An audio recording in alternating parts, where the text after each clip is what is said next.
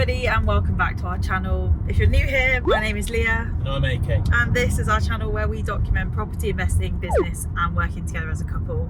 So today what we're going to be doing is going for a viewing and taking you with us. If it's suitable, we're going to be putting in an offer. We'll then also run you through the numbers as well. We're nearly there, about 4 minutes away, and AK's booked this one in. We're just trying to be as active as we can be in this market. I hear a lot of people sort of ask the question, you know, can you still find property deals and stuff? And I think if you understand the numbers, which we're going to share with you, then you can look at properties in different ways, and you know, sometimes you can even offer asking price. So we're going to take you around this property now. We're going to have a look at it specifically for an HMO to see if that works. I just want to make sure it's big enough and the rooms are in the right places and stuff. If it does work, like Leah said, we're going to put in an offer. We'll run through the numbers with you as well. I just said all that. You literally just said all of that. Well, they got it twice. Okay. Just in case you didn't get it the first time.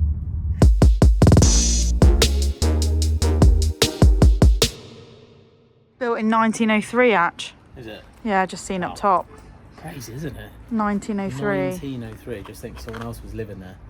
Do you reckon one day they looked at it and went, someday someone else will be living here? I don't think anyone looks at their house and goes, one day Your dad does? someone else will be living here. Yeah, apart from my dad. Yeah, that's why I've started thinking like that, because he's like, one day someone else is going to be living here. And Yeah, you won't we'll all live be it. gone. Yeah, it's just insane, isn't it? I really hope the agent opens the door, and for some reason in my head I just see her opening the door and going, hello. It's me. Is it me you're looking Goodbye. for?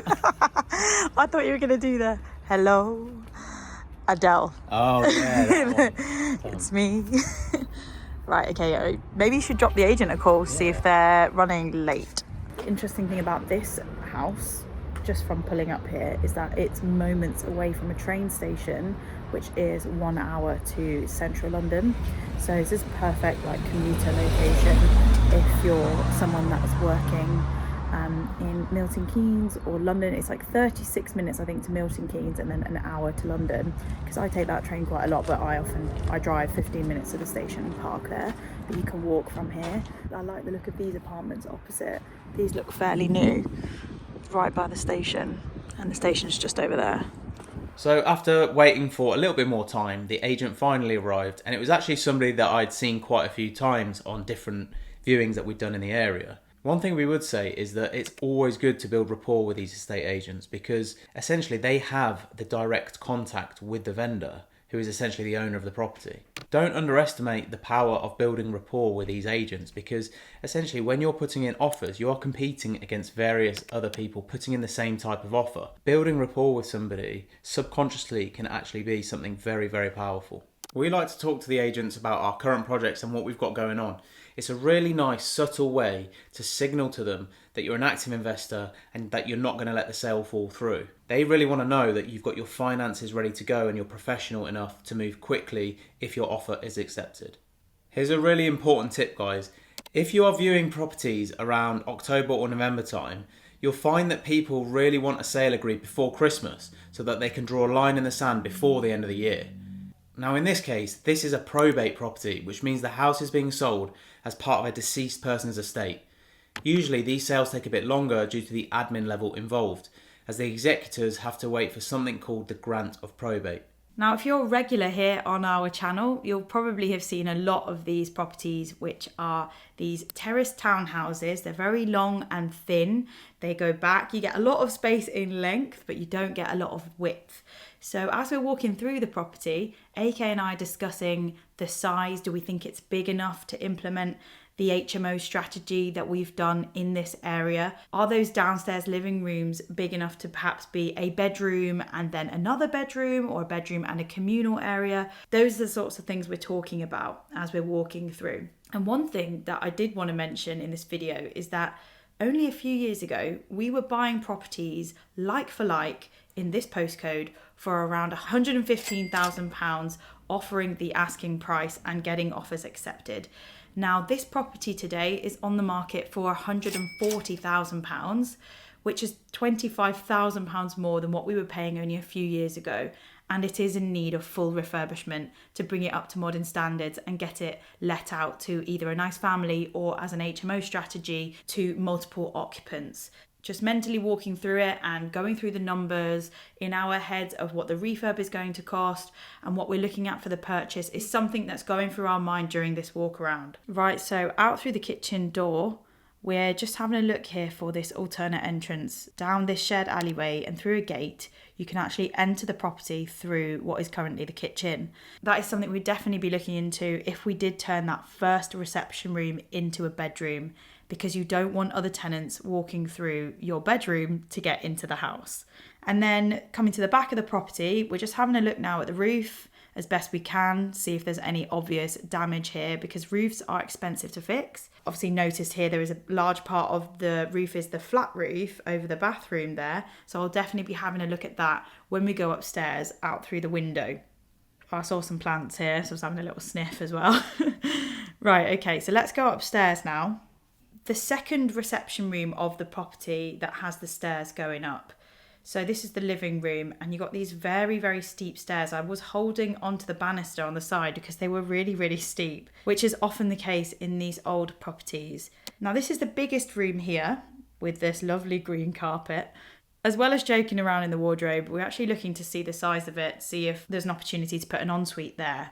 I'm just doing some knocking on some walls because I like to feel like I know what I'm doing.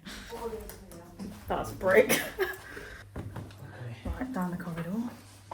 Into the next room, the pink room. One thing I love about going around these properties is just seeing the colour schemes. The green room, the pink room, the blue room. It was definitely a thing back in the day. I'm here for it. And now into the smallest room, which is sometimes referred to as the box room. This room's not actually as small as I thought. It's actually got a little bit of space. The boiler is there. And out of that window, I should be able to see that flat roof over the bathroom and see if there's any obvious issues there. Right, so back through the house, through this narrow hallway. Wow. And down the stairs. We will now be going and assessing if we think this property is big enough to turn it into a 4-bedroom and 4-bathroom HMO, house of multiple occupancy, or if we think it's not big enough. We will be deciding if we're putting in an offer and what that offer would be. So here is an update on the viewing that you've literally just watched now. Our offer was £125,000 and unfortunately it was not accepted. Now of course this was under market value, but we made sure that we did our numbers before so we knew exactly what we were going to offer if the property was right for what we were trying to do. Now of course the reason that our offer price was £125,000 was to cater for the £65,000 refurbishment cost in order to transform this property into a 4-bed, 4-bath HMO. Now we were very clear with our offer to the agent, so the agent knows that that is our offer and that offer is still on the table. So when we come back to do our follow-up calls with that agent, just to make sure that everything's okay with that property and the property hasn't fallen through, we will remind the agent of our offer and that our offer still stands. And when we speak again to that agent, we're just going to reiterate the fact that we've got the money, we can move, we are good for it. So that's just something to take note of as well. And I just think it's really helpful to show you guys viewings that we are doing currently today, just to show you what we look for, how we price them up, and exactly what's out there on the market. So now let's move on to another viewing that we did last week. Okay, it's another day and another viewing. So this property was on the market for £140,000, exactly the same price as the last one that we've just shown you. And you might have guessed our offer on this property was £125,000 and it was also declined.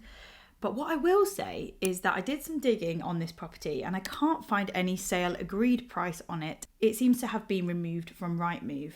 Now this property was last sold in June 2015 for £85,000 and before that it hadn't been sold since 1998 when somebody bought it for £22,000. So quite a huge jump up in capital appreciation there, as we've seen with pretty much everything.